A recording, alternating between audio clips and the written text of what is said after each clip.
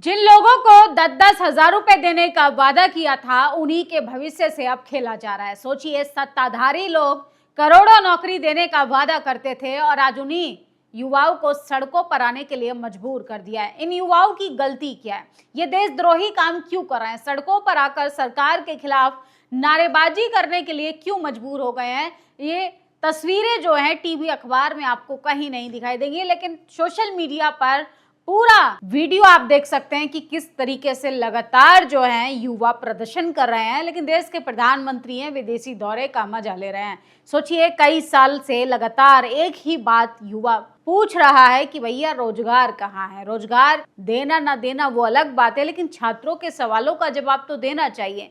सोचिए, जब आप एक राज्य से दूसरे राज्य वोट देने जाते हैं तो सरकार आपके लिए स्पेशल ट्रेनें चलाती हैं। आप कांवड़ यात्रा के लिए जाएंगे तो सरकार फूलों की बरसात करवाएगी। अगर आप धर्म का डंडा झंडा उठाकर मस्जिद के बाहर नंगा नाच करते हैं तो सरकार आपको प्रोटेक्ट भी करेगी। वहीं आप कलम किताब वाले प्रदर्शन में जाकर माहौल खराब करते हैं तो आपको एक ग्रैंड भोजन भी कराया जाएगा, बढ़िया डिनर भी किया जाएगा, क्योंकि इस देश में वही हो रहा है। सोचिए, मुद्दों से भटकाना किस तरीके से लगातार काम जारी है कि अब तो आईटी सेल के साथ साथ कुछ ऐसे नफरती चिंटू भी तैयार कर दिए गए हैं कि जहां पर शांतिपूर्ण तरीके से गंभीर मुद्दों पर बात हो रही है, सरकार से मांगे रखी जा रही है सरकार के सामने, उन मुद्दों से डाइवर्ट कैसे करना है, उन लोगों का ये काम हो गया। लेकिन इन तस्वीरों को देखिए और उसके बाद माथा पटकने लग जाएंगे कि ट्रिपल इंजन की सरकार जो डंका बजाती है होर्डिंग बैनर पर, आखिर उसका विकास कहाँ है? किस तरीके से लगातार सरकार के जो वादे थे वो खोखले दिखाई देने लगे हैं। और सोचिए, भाजपा सरकार पूरे तरीके से इस देश के आगे एक्सपोज हो गई है। ट्रेन लेट हो जाने के कारण कल बिहार में मद्य निषेध परीक्षा में हजारों छात्र का एग्जाम छूट गया, जिसके बाद बेरोजगार कॉकरोचों ने पूरे पाटलिपुत्र स्टेशन को अपने आगोश में ले लिया।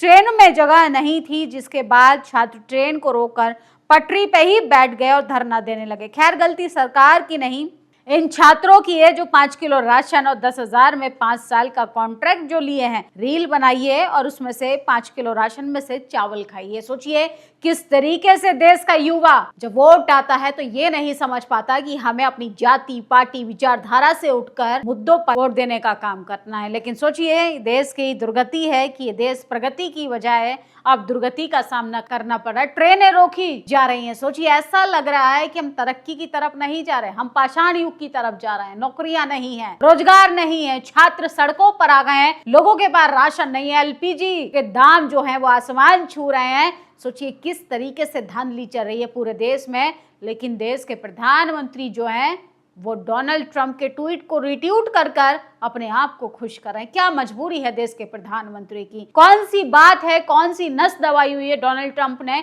जिसकी वजह से वो इतने डरे हुए हैं कि हमारे देश के भारतीयों को मार दिया जाता है, हम चुप रहते हैं। देश का युवा सड़कों पर है, हम चुप रहते हैं। देश का युवा जो है वो शांतिपूर्ण तरीके से प्रदर्शन करता है तो हम चुप रहते हैं।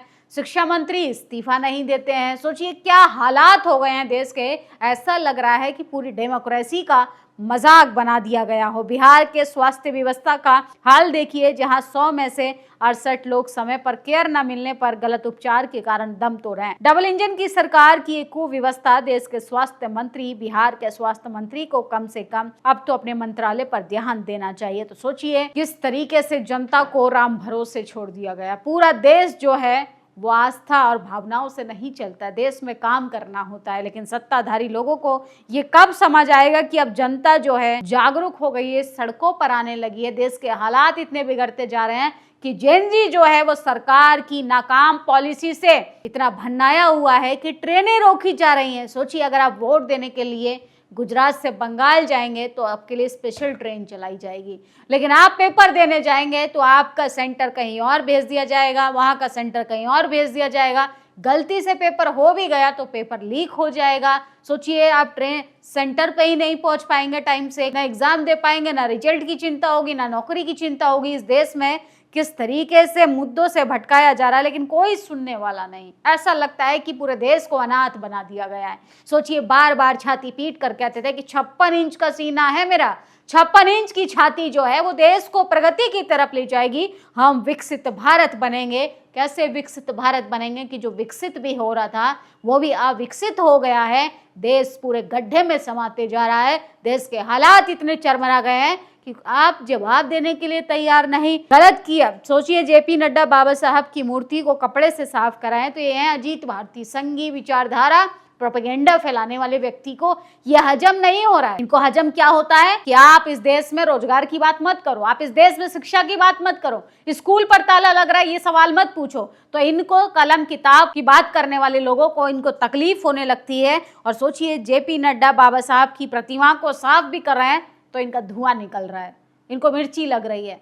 तो इनके अंदर जो जातिवाद का कीड़ा है वो भी टाइम टाइम पर बिलबिलाने लगता है। और सोचिए, जातीय आतंक कितना घिनौना है। उत्तराखंड के चंपावत जिले में एक टैक्सी ड्राइवर कम किराए पर सवारी ले जा रहा था तो सवर्ण जाति के ड्राइवरों ने जूतों की माला पहनाकर उसे सार्वजनिक रूप से अपमानित किया। ये हरामखोर खुद तो सवारियों को मनमाना लूटते हैं, लेकिन अगर कोई दलित सही किराया ले तो उसे अपमानित करते हैं। इन कायर झुंड में इस तरह के दलित को घेर कर उसे माँ बहन जाति सूचक गालियां दी, उसे जूतों की माला पहनाई, भरी सड़क पर खड़ा कर उसका वीडियो बनाया।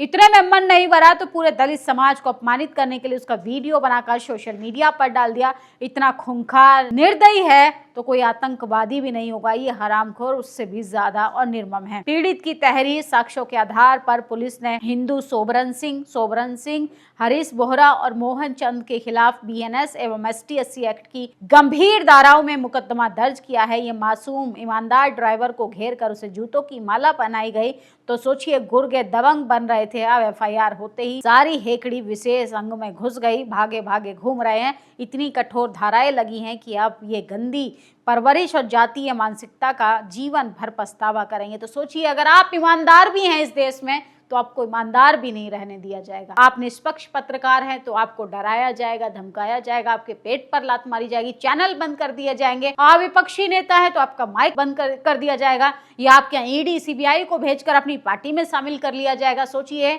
जब आप सरकार की नीतियों का विरोध करेंगे तो आप देशद्रोही हैं। आपसे ज्यादा बुरा कोई नहीं है, आपसे ज्यादा गंदा कोई नहीं है। वही आप भाजपा ज्वाइन कर लीजिए, सारे आपके कुकर्म धुल जाएंगे और फिर आपसे अच्छा कोई नहीं है। तो ये है बीजेपी का चाल चरित्र और चेहरा। किस देश में जाति और पार्टी देखकर काम होता है। कहाँ है रील मंत्री। देश के आम लोगों की हालत दिन ब दिन दयनीय होती जा रही है। ये छात्र जो पहले से परीक्षा के लिए तैयार थे, हमारे रील मंत्री उनको सेंटर तक पहुंचाने में असमर्थ है। शर्म आनी चाहिए। हम विश्व गुरु नहीं विश्व गुरु बन चुके हैं। अपने ही नागरिकों को कुत्तों की तरह मरने के लिए छोड़ दिया है। तो सोचिए किस तरीके से देश की जनता जो है वो लगातार परेशान है। 10,000 में वोट बेचने का नतीजा, पाटलिपुत्र स्टेशन पर भारी बवाल, छात्र और रेलवे पुलिस के बीच जमकर पथराव हुआ, ट्रेनों के शीशे तोड़े गए। तो सोचिए ये हालात हैं कि छात्र जो है पेपर देने के लिए सेंटर तक नहीं पहुंच पाए और अभी तो सिर्फ पेपर देने के लिए छात्र सड़कों पर आया है। जब छात्र को ये पता चलेगा कि देश जो है वो गिरवी रख दिया गया है, तब देश का हर नागरिक जब सड़कों पर आएगा तो सोचिए क्या होगा इस सरकार का। पटना में छात्र बवाल कर रहे हैं, डबल इंजन सरकार होने के बावजूद ये क्यों हो रहा है। तो सोचिए इसके जिम्मेदार नेहरू जी तो नहीं, जिन्ना तो नहीं, पाकिस्तान तो नहीं, नेपाल भी नहीं है। इसका जिम्मेदार कौन है? बांग्लादेशी भी नहीं है। सोचिए रेल मंत्री जो है वो ट्रेनों की व्यवस्था नहीं करा सकते, शिक्षा मंत्री पेपर नहीं करा सकते, प्रधानमंत्री देश नहीं संभाल सकते, अमित शाह जी सुरक्षा नहीं कर सकते। इस देश में चल क्या रहा है? सोचिए जुमलों का लॉलीपॉप पकड़ाने से विकास नहीं होता है। जमीनी हकीकत पर आकर देखिए, पता चलेगा। 1000 में वोट बेचने का नतीजा, तो सोचिए 7 छात्र और रेलवे पुलिस के बीच पथराव हुआ, कई शीशे तोड़े गए। तो तस्वीरें इतनी भयानक है कि सोचने पर मजबूर कर देती है कि इन छात्रों का भविष्य आखिर कैसे संवारा जाएगा। क्योंकि भाजपा सरकार के लोग तो डंका बजाते हैं कि हम युवाओं का सपना साकार करेंगे, युवाओं के भविष्य को सुरक्षित रखेंगे, 2 करोड़ रोजगार देंगे, हर घर नल होगा, नल में जल होगा। नल जल तो छोड़िए, या युवाओं को पहले बचाइए।